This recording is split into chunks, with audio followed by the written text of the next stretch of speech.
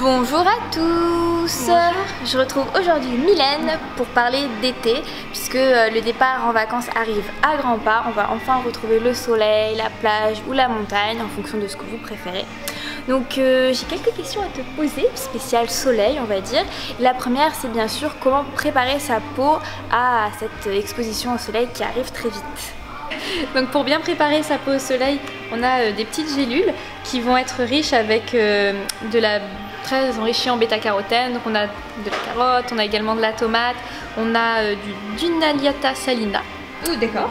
Qui est un extrait très riche en bêta-carotène. Ok. Donc bien sûr ça ne va pas protéger la peau du soleil, ça n'empêche pas de mettre une protection solaire après, Oui. mais déjà ça va aider à donner un petit hâle. Et en même temps, ça aide la peau à se préparer, à se protéger D'accord. au soleil. Mais ça n'empêche en aucun cas de se protéger après. Ok. Et après, bien sûr, avant de s'exposer, on fait un gommage, D'accord. toujours, pour permettre d'avoir un bronzage bien uniforme et que le bronzage soit le plus joli possible. Donc pour ça, toujours pareil, mon gommage corps préféré, c'est celui-ci. La Patika. Qui va donc avoir des extraits de sel marin, des graines de pavot pour venir vraiment exfolier dans du gel d'aloe, de l'huile, donc très nourrissant, hydratant et bien exfoliant. Autre petite question, donc admettons qu'on part en vacances bientôt, quels sont selon toi tes 3 must-have absolument emporter? Si je devais emmener que 3 produits, déjà ça serait du gel d'aloe vera parce que ça fait plein de choses. Celui-ci. Donc vu qu'il y a cette petite embout, ça veut dire que c'est un peu en forme de mousse, ça fait? Ah non, non, on est sur vraiment une texture gel. D'accord. Vraiment très liquide. Et donc on peut s'en servir pour diverses choses. Déjà après un coup de soleil ou même juste après s'être exposé pour un petit peu apaiser. On s'en sert également sur des choses toutes bêtes, type piqûre d'insectes, piqûre de moustiques, ça va également apaiser. On est sur quelque chose qui hydrate pour le quotidien. On peut s'en servir pour le visage, pour le corps, pour les cheveux. Donc c'est hyper global. Donc c'est un produit à avoir quand on part en vacances. C'est un produit multi-usage pour toute la famille. Je prendrai également de l'huile et je prendrai l'huile de sésame. Si je ne devais en choisir qu'une, ça serait celle-ci. L'huile de sésame. Parce qu'en fait, elle a une très légère protection solaire qui n'empêche pas du tout de mettre un filtre UV classique. Mais ça va permettre également d'aider à la protection pour les cheveux. On n'a pas de protection capillaire bio pour les cheveux.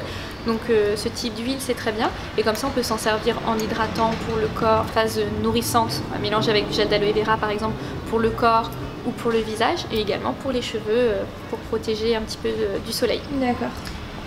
Et au final je prendrai un rouge à lèvres avec un indice de protection solaire. Ah oui non mais t'as raison parce que c'est vrai que les lèvres brûlent aussi. On pense jamais à protéger nos lèvres. Non c'est vrai. Et en fait couleur caramel ils ont 2 teintes de rouge à lèvres. Ah. Bon, qui sont assez discrètes et faciles à mettre l'été. Et on va avoir dedans un indice de protection 30. Ah génial.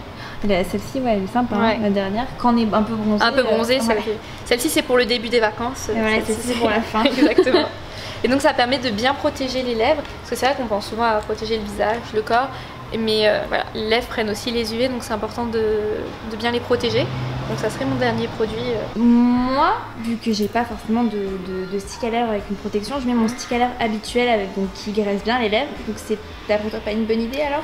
Alors, s'il n'y a pas d'indice de protection dans le stick à lèvres que tu mets, effectivement non, parce que c'est comme mettre de l'huile et ensuite aller s'exposer au soleil. Au contraire, ça va venir attirer les rayons du soleil.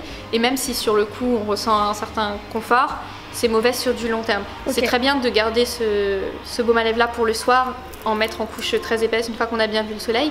Mais vraiment au moment où on s'expose, vraiment mettre avec un indice de protection. Si on n'a pas de stick à lèvres sur soi avec indice de protection ou de rouge à lèvres avec un indice de protection, autant mettre même sa crème visage un petit peu sur ses lèvres pour se protéger plutôt que de mettre un stick à lèvres classique. Autre question très importante puisqu'on va s'exposer. Quelle protection solaire recommandes-tu pour un séjour? Donc plutôt au soleil, plage forcément, mais finalement ça irait aussi pour la montagne. Hein. Faut se protéger aussi à la montagne. Oui, d'autant plus je pense que c'est encore plus on est en altitude, c'est plus important. Ouais. Alors, en protection solaire, ça serait les algamaris et également les aquarelles. Je connais pas du tout Algamaris. Alors Algamaris c'est également une marque française qui fait des protections solaires où ils vont travailler avec une algue rouge qu'on retrouve au Pays Basque. D'accord. Et qui va être antioxydante. Ok. Donc c'est très intéressant puisque ça va permettre en même temps de directement se battre contre les méfaits du soleil. Bon, bien sûr, il y a la protection pour éviter tout ce qui est coups de soleil, etc. Mais on a également le côté anti-âge, on va dire, pour protéger la peau des agressions, parce que c'est vrai que le soleil fait vieillir prématurément. Donc cette algue rouge va vraiment aider à se battre contre ça. Donc on a tous les solaires Algamaris, visage et corps, et on a également les Acorel. L'avantage du Acorel, c'est qu'ils sont formulés sans zinc. Et le zinc est nocif pour partie de la faune marine. Ah d'accord, ok. Donc si on va se baigner, il faut privilégier, enfin si on va se baigner dans la mer, dans la piscine ce n'est pas grave, mais si on va se baigner dans la mer, il vaut mieux privilégier des solaires sans zinc quand on a le choix. Et après, les deux vont être sans nanoparticules, donc il n'y a pas de problématique. On est avec des filtres minéraux, donc il n'y a aucun filtre synthétique. On travaille qu'avec des filtres minéraux et également des huiles, type de l'huile de Karanja, qui va également avoir un côté protecteur. Donc toujours sur la protection solaire, est-ce que tu aurais des astuces pour éviter le coup de soleil du premier jour où on est hyper enthousiaste? On s'est dit, bah, tiens, aujourd'hui je mets pas de crème solaire, comme ça je bronzerai plus vite. Bon, alors il n'y a pas d'astuce miracle, on va dire, c'est que des choses de bon sens, parce que au final, faut mettre de la crème solaire le premier jour, absolument, c'est les choses les plus importantes. Les petits comprimés avant qui peuvent bien aider, passe les premiers jours, même si c'est très tentant, pas s'exposer aux heures les plus dramatiques, entre midi et 16h. Même, enfin, on peut sortir, je dis pas de rester chez soi, mais un petit peu plus à l'ombre, essayer de faire attention. Il vaut mieux aller progressivement. Exactement. Et si malheureusement on a craqué, qu'on a un coup de soleil, en petites choses toutes simples à faire juste après, vous pouvez mettre juste un petit peu d'huile essentielle de lavande le soir. Alors bien le soir, pas sous le soleil en s'exposant, l'huile essentielle, mais un tout petit peu d'huile de lavande aspic, ça va vraiment bien atténuer le coup de soleil. Combien de gouttes on met? 2 petites gouttes qu'on va venir frictionner, et on peut le refaire tous les quarts d'heure. Ok, d'accord. Et après, bien sûr, il y a le fameux gel d'aloe vera qui va venir apaiser pour les coups de soleil également. Parce que, donc si on a un coup de soleil, c'est gel aloe vera et un petit peu d'huile essentielle de lavande aspic qui sont très bien aussi. Ouais. Et ensuite, si par exemple on n'a pas pris de coup de soleil, mais on veut quand même quelque chose. En après solaire, on peut très bien. Il y a le Dr Oshka et également le Lavera, qui sont 2 après solaires qui sont très bien, qui vont travailler avec une base de beurre de karité donc pour l'après soleil Oshka, c'est beurre de karité et différentes huiles. On a notamment l'huile d'amande, l'huile d'argan.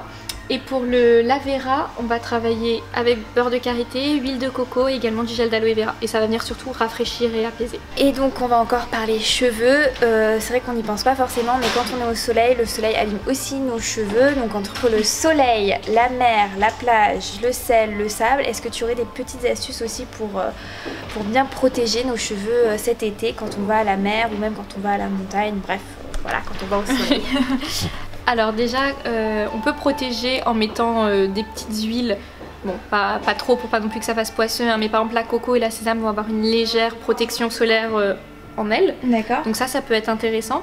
Ensuite, c'est pas parce qu'on est en vacances qu'il faut complètement laisser ses cheveux de côté, on peut continuer à faire des bains d'huile, c'est important. Donc si on a pris par exemple la coco ou la sésame pour protéger ses cheveux, pour éviter de prendre 40 000 produits, on peut faire les bains d'huile avec exactement la même, qu'on va mélanger avec un peu de gel d'aloe. Donc c'est juste avec des produits qu'on a déjà et ça nous permet de faire des bains d'huile pour nos cheveux. Si on est à un endroit, par exemple à la montagne où il y a beaucoup de vent, ne pas hésiter à les attacher en chignon ou faire une natte pour les protéger un petit peu.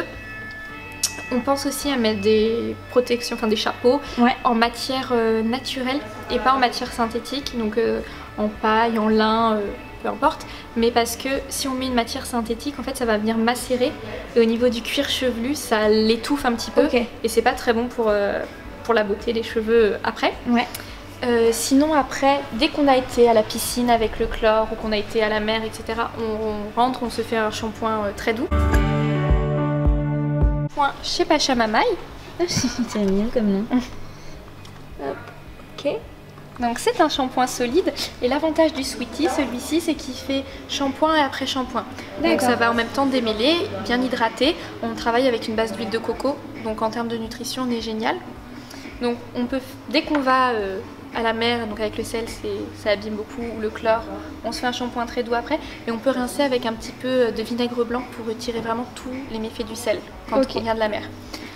Après, si on a le temps, puisqu'on est en vacances, on peut en profiter pour faire des masques. D'accord. Et donc celui-ci va être très très bien. On va travailler avec une combinaison de plusieurs huiles végétales et d'acide hyaluronique végétal. Ah d'accord.